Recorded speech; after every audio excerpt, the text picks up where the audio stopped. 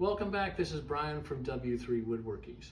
I've had a lot of people ask me, how do I set up a shop and what pieces do I need to start up with? I want you to think about three things. What is your budget? What size of a shop you're going to be working on? And what projects you're going to be able to do. So think about those three things.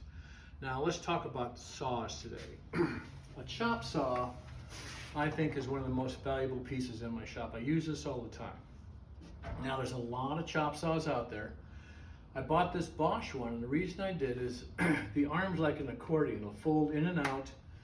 It moves up against the wall and saves space. So the next saw, think about table saws. Now a cabinet saw can be anywhere from $1,200 already up to $6,000. So is that in your budget, and what are you going to use it for? What you may consider is a track saw. This is a Festool track saw, which I really like, but Makita's got a track saw. It's under $500 and really is a sweet machine. So let's suppose you're cutting plywood, a 4x8 sheet. All you need to do is buy a little 2-inch foam from Home Depot to use as your base, put the plywood on there, cut it with a track saw. Even when you eventually buy a table saw, you're still going to use this.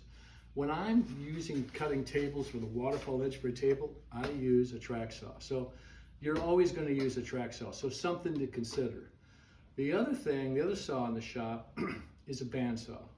Now, it's really going to depend on what types of projects you're going to use. I use a bandsaw because I cut furniture legs out, and I needed it for that.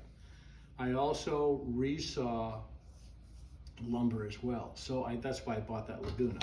But the question is, think about the project. Do you need a bandsaw? And then pick a quality piece of equipment. The thing you need to consider is your shop's always going to be evolving, okay? The other thing is, make sure whatever you buy has got great dust collection. This has great dust collection. The track saw you buy, make sure it's got a port that you can hook up a vacuum to it. Because understand this, dust collection is a very big piece of this. You have to have good dust collection. When you graduate to a table saw, you're going to have a dust collection system in here. So again, this is Brian from W3 Woodworkings of the Nest. Please check the links below. Have a great weekend.